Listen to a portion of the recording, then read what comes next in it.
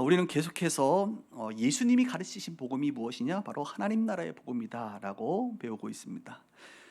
하나님 나라 하면 하나님 나라의 현실은 어떠냐? 바로 이미와 아직 사이를 우리는 살아가고 있다, 이렇게 말씀을 드렸고, 또 지난주에는 하나님 나라의 풍경은 어떠냐? 풍경은 잔치집과 같다, 이런 이야기를 했습니다. 오늘은 세 번째 시간으로 하나님 나라에 대한 그 언어, 하나님 나라를 표현하는 그 방식, 표현의 언어는 뭐냐? 그것은 비유다, 이렇게 말할 수가 있겠습니다. 여러분, 예수님께서 말씀을 가르치실 때에 비유를 많이 말씀하셨습니다.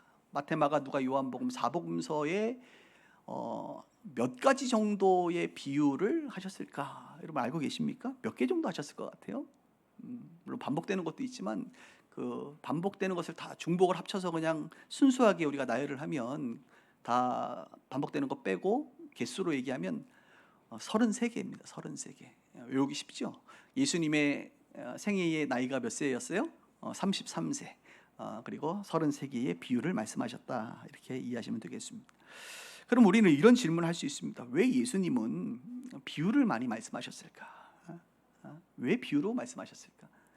그냥 쉽게 그냥 딱 정의해 주면 되는데 왜 비유를 굳이 하셨을까? 이런 생각을 하게 됩니다. 아마도 이렇게 생각할 수 있겠죠. 사람들이 하나님의 나라라고 하는 것을 쉽게 이해하도록 수사학적인 기법 중에 하나인 비유법을 이제 쓴 것이 아닐까, 이렇게 말할 수가 있는데, 이것은 반은 맞고 좀 반은 틀린 말이에요. 또 아니면 반대로 직설적으로 말씀하시면 더 쉬울 텐데 알아듣지 못하도록 일부러 비유를 택한 것은 아닌가, 이런 생각도 하게 됩니다. 여러분, 무엇 때문에 예수님은 비유를 말씀하셨을까? 답이 있습니다. 오늘 본문에 보니까 한번 볼까요? 예수께서 이 모든 것을 우리에게 비유로 말씀하셨다고 하죠. 비유가 아니면 아무것도 말씀하지 않아야 할 정도도. 그 이유가 뭡니까? 35절에 이는 선지자를 통해 말씀하신 바 내가 입을 열어 비유로 말하고 창세부터 감추인 것을 드러내리라 함과 같다. 여러분, 우리 주님이 비유로 말씀하셨다는 것은 의도적으로 비유로 말씀하셨다는 거죠. 의도적으로. 그런데 창세로부터 감추인 것을 드러내기 위함이다.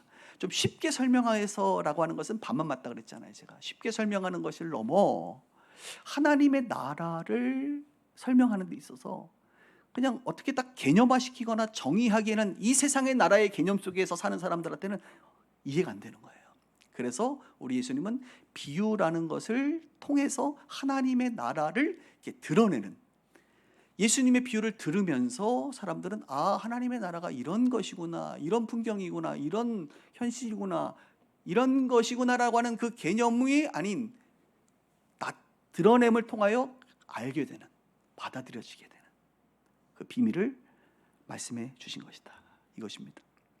하나님의 나라는 이미 창세 전부터 존재했습니다. 다만 죄로 오염된 인간들이 기대하는 방식과는 너무 다른 것이었기 때문에 사람들은 알아보지 못했어요. 그렇게 감추어져 버린 것입니다. 하나님이 일부러 감춘 것이 아니라 이 세상의 사람들은 하나님의 나라와 하나님을 이해하지 못하기 시작한 것이죠. 이 세상은 나라라고 한다면, 하나님의 나라라고 한다면 어떤 생각을 하느냐? 사람이 지배하는 나라다. 다윗의 왕이 와서 이 땅에서 지배하는 나라일 것이다. 그 나라는 당연히 하나님의 나라는 큰 나라일 것이다. 눈에 보이는 나라일 것이다 라고 그들은 생각하고 있기 때문에 그렇습니다. 근데 하나님의 나라는 그렇지 않다는 거예요.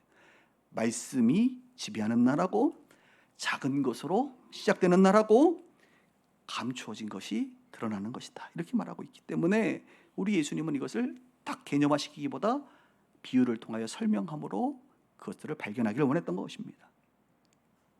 그래서 비유라고 하는 것은 하나님 나라의 언어 중에 하나입니다. 하나님의 나라는 설명으로 이해되는 나라가 아니라 비유를 통해서 발견되는 나라이기 때문에 우리 주님은 비유를 통해서 우리가 발견하기를 원했던 것입니다. 특별히 마태복음 13장은 여러 비유들 중에서도 천국 비유라고 하는, 하나님의 나라는 이런 것이야 라고 딱 얘기해주는 비유가 등장합니다. 한 3가지 정도 등장하는데, 저는 여러분들에게 이 3가지의 비유를 통해서 하나님의 나라가 이런 것이구나 라는 것을 여러분들이 이해했으면 좋겠어요. 첫 번째 비유는 한번 따라해 볼까요? 씨 뿌리는 비유. 너무 잘하는 비유죠. 씨 뿌리는 비유. 농부가 씨를 뿌립니다. 그 씨가 길가에 떨어집니다. 길가에. 네 군데 떨어졌는데 길가에 떨어져. 길가에 떨어지니까 새들이 와서 먹어버려. 끝나버려. 얇은 돌밭에 떨어집니다. 얇음으로 뿌리가 없어서 말라버리죠. 가시떨기에 떨어집니다. 자라는 것 같지만 가시들이 있어서 그 가시의 기운 때문에 결실은 못합니다. 네 번째 땅, 좋은 땅에 떨어집니다. 그랬더니 시간이 지나 30배, 60배, 100배의 열매를 얻습니다. 이 씨 뿌리는 비유를 예수님이 친히 해석해 주셨습니다. 이렇게 해석해 주셨죠. 길가에 떨어졌다는 건 뭐냐? 사람들이 말씀을 들었다. 그러니까 씨라고 하는 것은 하나님의 말씀을 말하는 거예요. 말씀을 들었지만 새들이 와서 먹어버리잖아요. 이것은 마귀가 이 말씀을 들었지만 마귀가 믿어 구원을 얻지 못하도록 말씀을 빼앗아 버린 것이다. 그렇죠. 여러분 참 이상하잖아요. 동일한 복음을 들어도 어떤 사람은 이 복음을 들어도 믿어지거나 구원에 이르지 못합니다. 그죠? 이게 이상한 게 아니라는 거예요. 원래 하나님 나라에는 그렇게 말씀을 듣지만 믿어지지 않고 빼앗겨 버리는 사람이 있다는 것이에요. 또 얇은 돌밭이 있죠. 얇은 돌밭은 뭐냐? 말씀을 들을 때 얘는 너무 기뻐요. 그런데 뿌리가 없기 때문에 잠깐 믿다가 시련을 당하면 교회를 떠나고 배반한다, 이런 것이죠. 이것도 맞는 것 같아요. 저도 목회를 하면서 분명히 예수 믿고 세례까지 받았는데 어느 순간 자기가 생각했던 어떤 복이 임하지 않고 뭔가 예수 믿으면 잘 될 줄 알았는데 좀 시련이 온단 말이에요. 그러다 보면 나는 안 맞나 봐 하면서 또 이렇게 조용히 떠나시는 분들도 계신 것 같아요. 가시떨기가 이제 가장 많은 성도들인데요. 우리 중에서도 이런 류의 사람들이 가장 많습니다. 가시떨기는 뭐냐? 말씀을 들었습니다. 신앙생활 잘합니다. 그런데 이생의 염려와 재물과 향락 때문에, 이것이 가시인 거죠. 가시. 기운이 막혀서 온전히 결실하지가 못한다. 그러니까 열매가 많이 없는 거예요. 왜요? 기운이 막혀서. 이생의 염려가 많고 재물에 대한 욕심이 많고 또 향락을 즐기고, 그러니까 열매를 못 맺는다 이것입니다. 반면에 좋은 땅이 있습니다. 좋은 땅. 좋은 땅은 착하고 좋은 마음으로 말씀을 듣고 말씀을 지키어 인내함으로 결실하는 자들이다, 이렇게 말하고 있어요. 자, 네 가지의 마음의 밭을 얘기했는데 여러분들은 어디에 좀 해당되는 것 같습니까? 대답을 안 하시는 게 좋겠어요.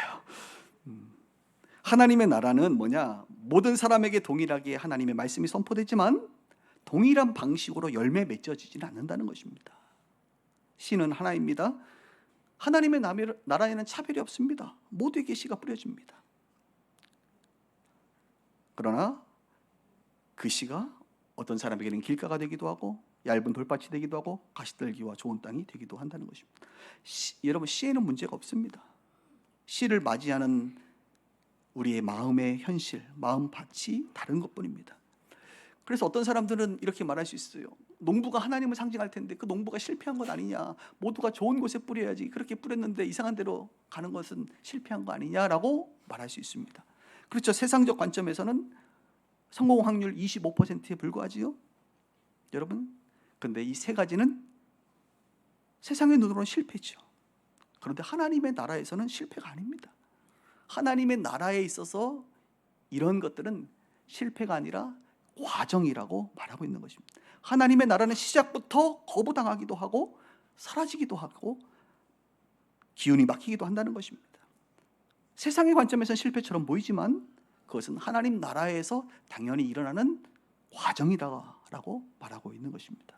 이것이 바로 감추어진 하나님 나라가 세워지는 방식이다. 하나님의 나라는 시작은 더디지만 결말은 소수에 의해서 언제나 과잉으로 끝난다, 이것입니다. 좀 냉정하게 말하면 여기에 우리 아이들도 많이 있고 많은 사람들이 있지만 좋은 땅이 되어 30배, 60배, 100배의 열매를 맺는 사람은 어쩌면 확률적으로 25%밖에 안 될 수 있어요. 그냥 하나님의 나라가 원래 그런 거예요, 여러분. 대부분의 사람들은 가시떨기 가운데 열매를 맺지 못할 수도 있습니다. 여러분에게 책임을 묻는 것이 아닙니다. 그냥 하나님의 나라가 그런 거라고요. 그리고 어떤 그 한두 사람에 의해서 어떤 경우는 100배도 1000배도 열매를 맺어 그렇게 확장이 되는 것이 하나님의 나라의 원리입니다. 그러니 오늘 여러분들에게 저는 왜 30배 열매를 맺지 못합니까? 왜 여러분은 60배, 100배 열매를 맺지 못합니까? 너는 왜 좋은 땅이 아니냐라고 지금 말하고 있는 게 아니에요. 말하고 싶지도 않아요. 오늘 성경은 그것을 말해주지 않아요. 우리를 책망하기 위해서 그것을 말하는 게 아니라 하나님의 나라는 그런 것이다 라고 하는 것을 그냥 설명해 주는 것입니다. 하나님의 나라의 이야기를 비유로 할 뿐이에요. 하나님의 나라는 원래 저항과 방해 속에서 시작되는 것이다. 그러나 결국엔 누군가를 통해서는 열매를 맺혀지는 것이다. 하나님의 나라는 너희가 생각하는 것보다 훨씬 느리기도 하고 더디기도 하고 복잡한 방식으로 펼쳐진다. 그러나 분명히 하나님의 나라는 전체적으로 어떻게 해요? 자라나는 것이다. 지금 여러분들의 삶에 지금 열매가 보이지 않는다고 해서 하나님의 나라가 실패한 것이 아니다는 거예요. 하나님의 나라는 지금도 조용히 그리고 분명히 자라고 있다는 것입니다. 나는 오늘 중고등부 수련회가 너무 좋았다고 얘기를 들었는데, 여기 아이들이 지금 졸리지 얘들아? 아무도 안 좋은 애들이 어유 훌륭해요. 지금 보면 뭐 밭이 뭐 비슷해 보여요, 여러분. 근데요, 20년 지나 보면 다릅니다. 저 중에 한 명은 100배, 1000배의 열매를 맺을지도 몰라요, 여러분. 물론 여러분의 자녀가 그 자녀가 됐으면 좋겠죠. 하나님의 나라는 그렇게 수학적으로 탁 떨어지는 것이 아니다. 이것을 성경은 우리 가운데 분명히 말해주고 있다는 것이죠. 어떤 우리의 노력이라든지, 물론 우리가 기도할 필요도 있고 우리가 말씀을 잘 듣고 지키려고 하는 몸부림이 필요합니다. 그러나 꼭 그런 것만은 아니다라고 하는 것을 우리 가운데 말해줍니다. 세상은 인과응보, 우리가 원인이 있고 결과가 있고 노력하면 결과를 얻는 것이 세상의 법칙이지만 하나님의 나라는 조금 다르다. 그러니 예수님이 비유를 통해서 말할 수밖에 없었던 것이죠. 두 번째 이의 비유는 바로 겨자씨와 누룩입니다. 여러분 아시는 것처럼 겨자씨와 누룩. 그런데 천국을 표현할 때 이런 표현이 나와요. 천국은 딱 개념화 시키지 않고 천국은 마치라는 써요. 그래서 노래도 천국은 마치 이런 거 있잖아요. 모르시네요. 네, 천국은 마치라는 단어를 써요. 천국은 이것이다. 정의하거나 개념하지 않고 천국은 마치 어떤 비유를 보면서 너희들이 알아차려라. 그 이야기를 들으면서 발견해라. 아, 그런 것이구나. 그런 느낌이구나. 개념하기가 참 어렵다는 것을 천국은 마치라는 표현으로 우리 가운데 알려주는데요. 밭에 심겨진 겨자씨 한 알이다.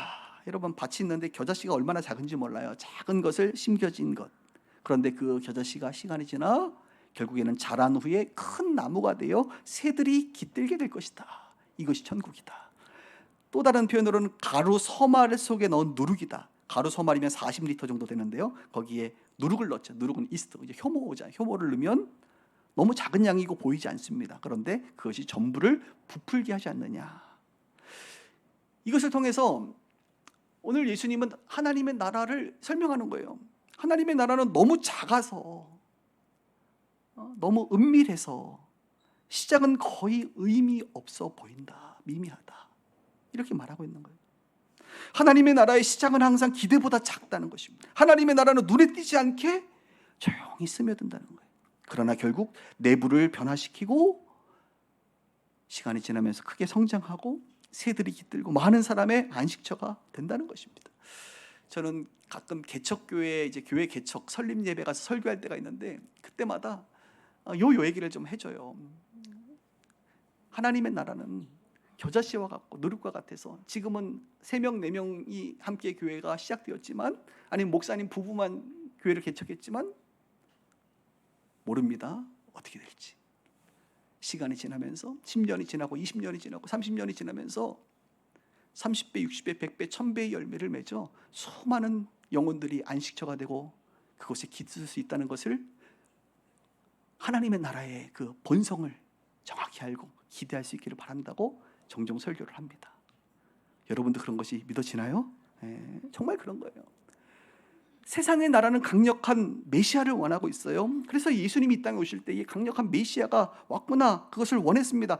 즉각적인 정치적인 변화를 위하여 로마와 항거하기를 원했어요. 눈에 띄는 승리의 깃발을 들기를 원한 것이 세상의 나라의 특징입니다. 그러나 예수님은 뭐라고 얘기합니까? 그것들을 다 거부하셨습니다. 하나님의 나라는 그런 게 아니다. 이스라엘의 회복은 내가 알 바 아니요. 너희는 먼저 땅끝까지 복음을 전하라. 이 복음 말씀을 뿌려라. 이게 더 중요하다는 거예요. 그러면 씨앗처럼 작게 시작되는 것이고, 이 하나님의 나라는 조용하게 내부에서 작동하지만 시간이 지나 뒤돌아보면 전체를 변화시킨다. 이것을 말하는 거예요. 세상은 크기와 속도와 눈에 보이는 가시성과 즉각적인 결과를 원하지만, 여러분, 큰 것은요 눈에 띄어 또한 쉽게 부서집니다. 빠르면요 넘어집니다. 드러나면 공격받습니다. 자금은 약점이 아니라 하나님 나라의 전략입니다. 핵심은 변화시키는 지속적인 생명력이 그 안에 있느냐. 그래서 여러분, 공산권, 특히 이제 중국 같은 데가 문화혁명 이후에 크게 핍박을 당했을 때 기독교가 다 없어진 줄 알았어요. 그런데 그 기독교가 가정교회로 다 스며들면서 나중에 개방되면서 엄청난 폭발적인 기독교 복음화가 이루어진 것을 우리는 보게 됩니다. 이것이 하나님 나라의 원리라는 거예요.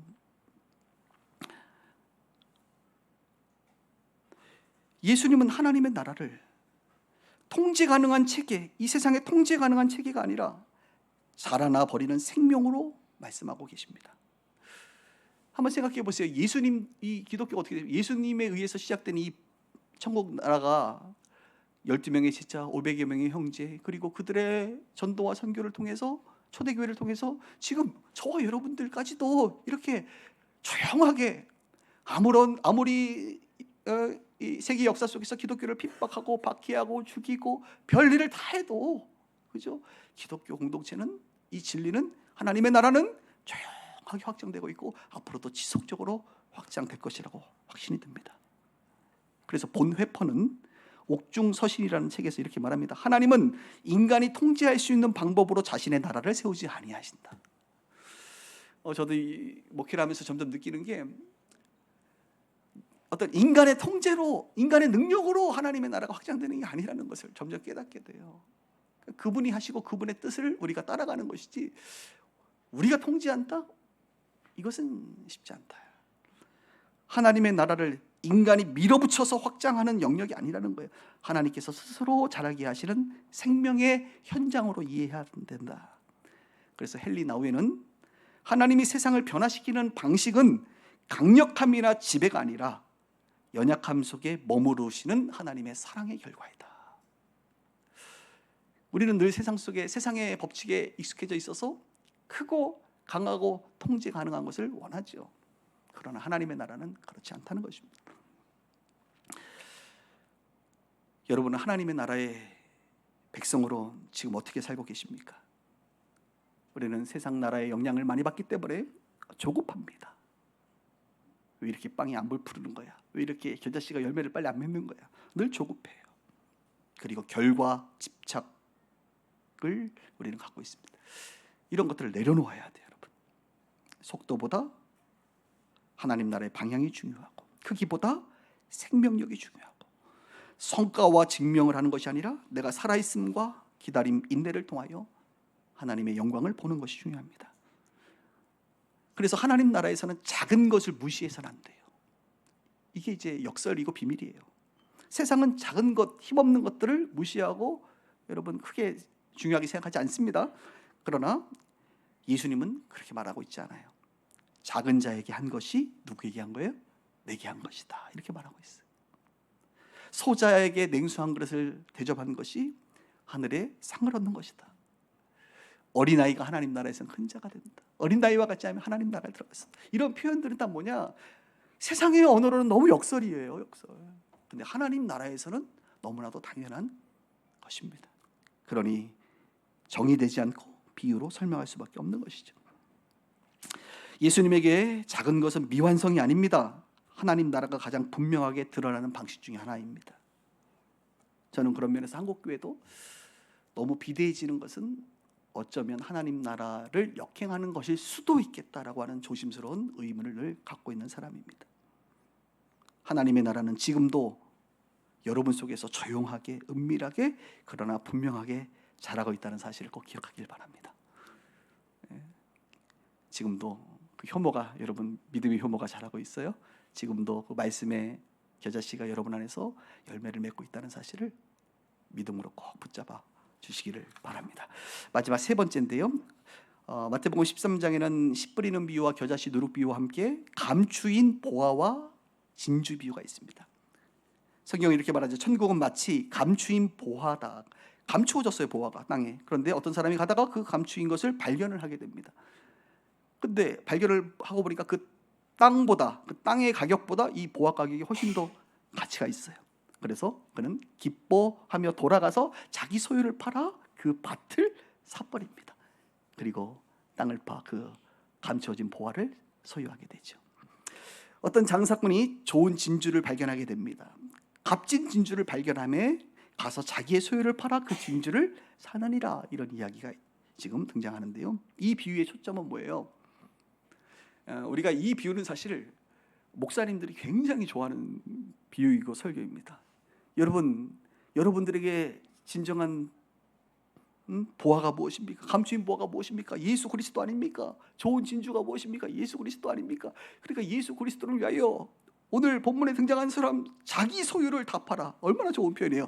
자기 소유를 다 팔아 이 보화를 사셔야 됩니다. 자, 오늘 집에 가셔서 풀로 대출을 받으세요. 여러분, 신용대출을 풀로 받아서 다른 데 쓰지 말고, 뭐 요즘에 주식 올라간다고 코스피 5천이라고 삼성전자 자꾸 살려고 하지 말고, 뭐 비트코인 자꾸 살려고 하지 말고 예수 그리스도에게 다 바치십시오.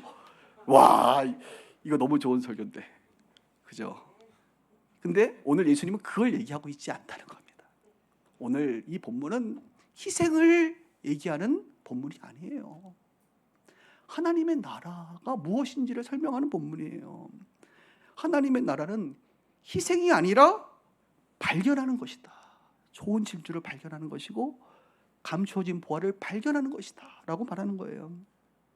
다 팔아야 한다, 헌신해야 된다, 대가를 치러야 한다가 아니라 하나님의 나라를 너희가 발견해야 되고, 발견한 자는 기쁘게 되고, 기쁘면 자기 삶에 자발적인 재정렬이 일어난다.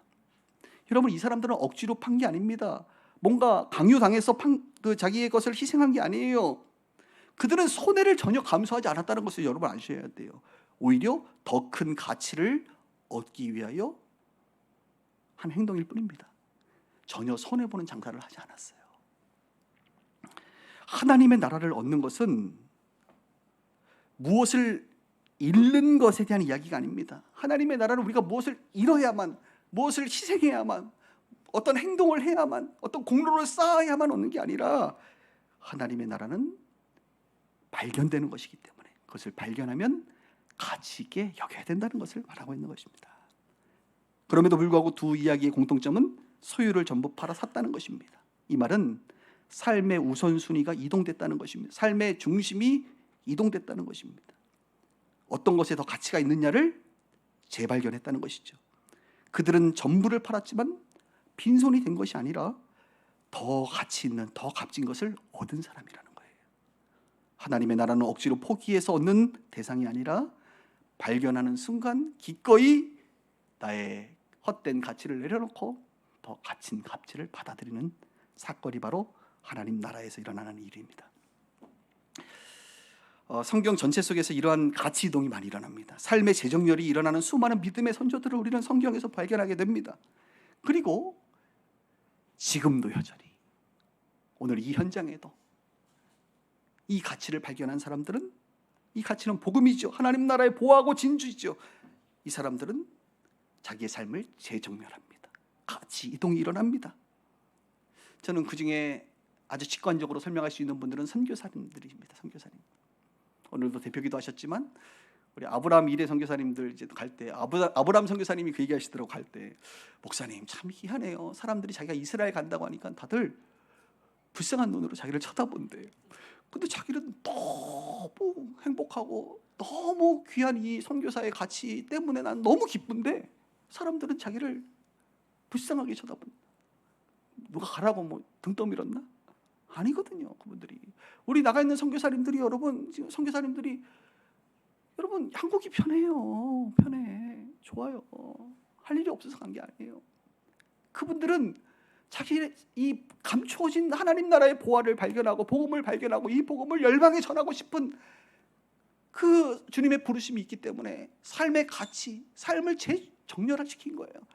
그래, 여기서 살 수도 있지만 나는 나가서 최전방에서 저들에게 복음을 전하는 삶을 살겠다라고 하는 기쁨으로 그들은 더 좋은 가치를 위하여 자기의 모든 삶을 바꾼 거예요.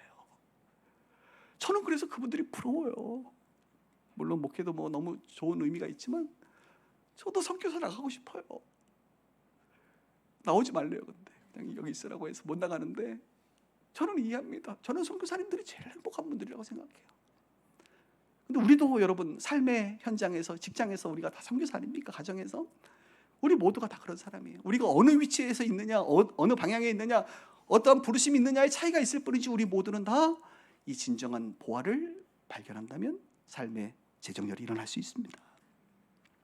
사람들은 그래서 이렇게 말합니다. 주님을 알지 못하는 사람들은 왜 저렇게까지 자기 인생을 포기하느냐, 희생하느냐, 헌신하느냐? 당연히 이해가 되지 않습니다. 이런 말을 하는 사람들의 특징은 이것입니다. 아직 보화와 진주를 발견하지 못했기 때문에 그래요. 그리고 또 어떤 사람들은 분명히 보화와 진주를 발견했음에도 불구하고 그게 얼마나 가치 있는 것인지를 알지 못하는 거예요. 마치 오늘 아까 진주라고 얘기했으니까 여러분 뭐 되게 유명하고 좋은 비싼 진주를 저한테 갖고 와 보세요. 제가 그래서 알아볼 수 있을까 모를까요? 못 알아봅니다. 저는 그냥 어린아이들이 쓰는 귀에다 거는 그 플라스틱이나 진짜 진주나 저는 구분이 안 될 사람이에요. 여러분 되시나요? 네. 뭐 명품 같은 거 갖고 와봐요. 나는 그런 거 잘 모르니까 그냥 그거나 그냥 모다 아울렛이나 저는 똑같다고 생각하거든요. 비하는 건 아닙니다. 멋진 그림, 뭐 수천만 원짜리 그림을 갖고 와 보세요. 알아보지 못하는 사람은 이사할 때 그냥 아유 귀찮다 그냥 놓고 가자라고 가는 거예요. 아직 이 보화의 가치를 모르는 사람이기 때문에 그들의 삶의 가치가 삶이 재정렬되지 않을 뿐입니다.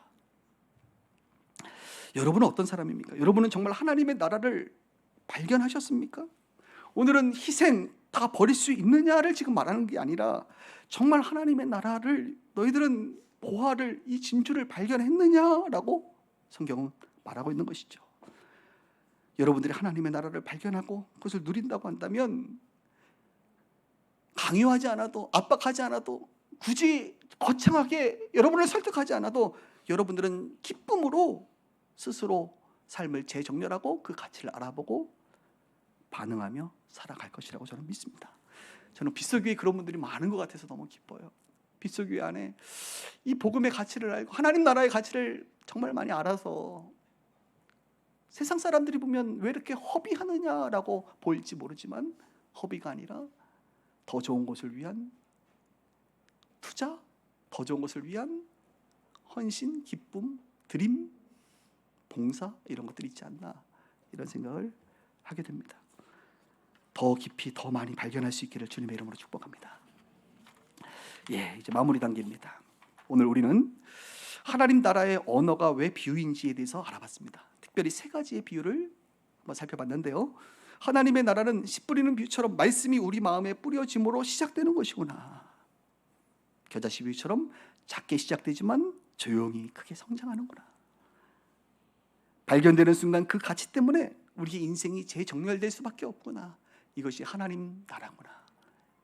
이것을 참 설명하려니 정의하려니 세상의 기준으로는 정의가 안 돼서 우리 주님은 비유를 통하여 하나님 나라를 나타내셨구나.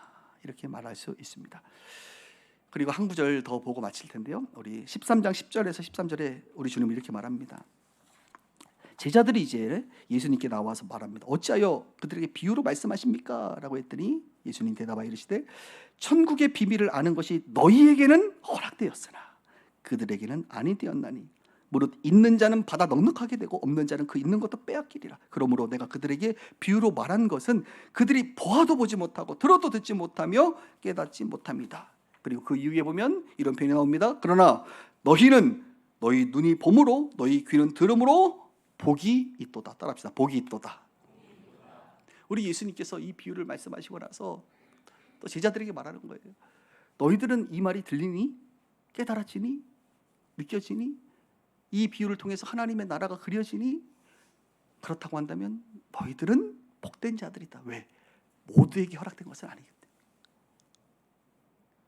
여러분 오늘 말씀을 들으면서 하나님의 나라가 그려지십니까? 아멘을 해야 끝내는데 아멘이 되신다면 여러분 복된 사람들이에요. 복된 사람들. 볼 수 있는 눈이 있고 들을 수 있는 귀가 있고 깨닫는 지혜가 있다고 한다면 참으로 복된 인생이에요. 이것이 은혜죠. 은혜. 이 하나님의 나라를 볼 수 있는 은혜. 그래서 감사라고 하는 것이 이 이유 때문인 것입니다. 주님 감사합니다. 왜요? 하나님의 나라를 내가 보고 하나님 나라 백성이 되어 이것을 누리고 있으면 얼마나 큰 은혜입니까? 이 은혜가 모두에게 주어진 것이 아니지만 이 은혜가 모두에게 지속적으로 머물러 있는 것도 아닌데 오늘 우리에게는 이 하나님의 나라가 임했고 발견되어졌고 누리고 있다는 것은 얼마나 큰 감사인지요. 이런 고백이 나오는 것이죠. 올 한 해를 살아가면서 계속 우리는 오늘 세 번째인데요, 30번에 걸쳐서 하나님 나라를 계속 배울 겁니다. 올 한 해가 끝나면 하나님 나라의 풍성함을 맛보아 누리는 우리 모두가 되기를 간절히 주님의 이름으로 축원합니다.